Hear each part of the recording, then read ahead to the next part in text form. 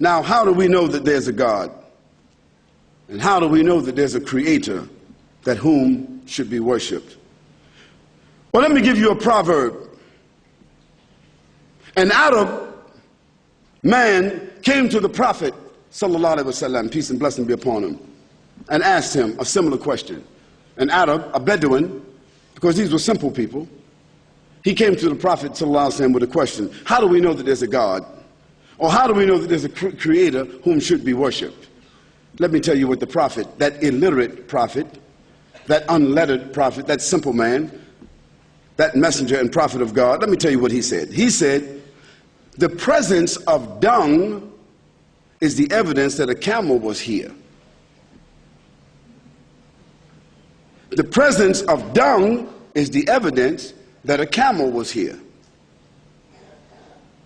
The footprints in the sand is the evidence that a person was here. And the evidence of the earth and all the planets are proof that the same one or some great power has placed them where they are. That's what the prophet said. His proof was good enough for that Arab, and it's good enough for me. Why should we not consider the theories of natural selection or the Big Bang or the concept of perpetual evolution as plausible evidence for the existence of the world or creation or universe? Because none of these theories can deny the fact that macro and micro systems are arranged, fixed, proportioned, measured, determined, limited, synchronized, and given distinct characteristics and parameters that they cannot go beyond or exceed.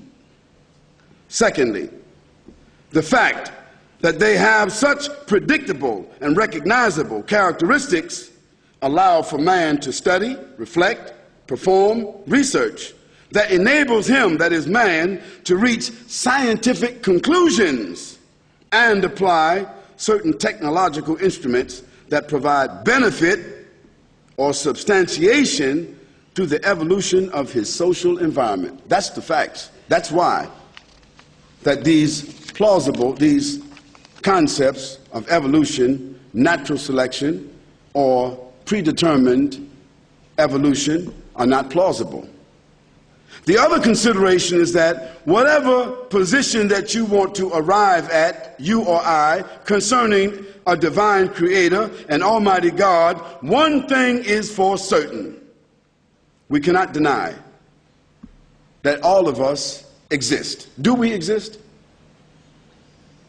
If you agree with me that we all exist, that we're all here, I mean, I think everybody believes that we're all here. We're all here. And we are subsisting and being sustained through a unique balance of environmental phenomena that we are not the authors of, then someone, some great power, has to be, must be the author and responsible for all of this. Now, those prophets and messengers, all of them, profound men, they all said to their people that there is no God except Almighty God. That means there's nothing to be worshipped, nothing to be obeyed, nothing to be adored, nothing to be bowed down to, nothing to subordinate to except the Almighty. That's what they said. And they said that Lord and Creator not only has designed the heavens and the earth, not only has put laws in the earth, but has also created a legislation, a morality, and a system for the human beings to live. Because would you think that as a parent that you work as hard as you do, pursue your own education and your own career, and build a house or buy a house, and have a family, and then you have children, and you don't create an environment, or you don't set down any ethics or any code of behavior for your children, don't you? I mean, even though some children think that it should be otherwise, I think most people, most parents feel that they have a right to establish law, principle, ethics, and behavior inside their home. Don't you? Well, do you think that you have more right to establish law and ethics and behavior and a system of what comes and goes in your own home, but that the creator of the heavens and the earth and the environment that you live in, this vast universe that you see and witness and depend upon, that the creator or the benefactor of that would not do the same? Those prophets and messengers said that the Almighty has given to man a system to submit, to surrender, a system by which to recognize God, a system by which to conform to God, a system by which to worship God, and we call that system religion, but that's not a comprehensive word. When we say religion, we think that's something we do on Sunday or Friday or Saturday or sometimes. When we say religion, we think that's something that we do only for God when we get afraid or we get broke or when we get drunk the next day. Oh my God. See, when you say religion, it has a limited preconditioning type of word. But when you say system, now everybody can relate to systems now. If it's only financial system, you can relate to that. System means comprehensive. System means an apparatus, something that functions, that everybody depends upon, something that needs to be maintained, something that is set, something that has a criteria, something that is predictable, something that everybody can look at and function and be a part of. That's a system. Well, all the systems that man, with his mind, has made, don't you think that the Creator would have a system better than that?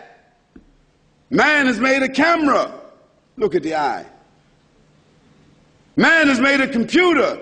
Look at the brain. Man has made nuclear plants. Look at the heart. Man has created apparatuses to do different chemical analyses. Look at the kidneys.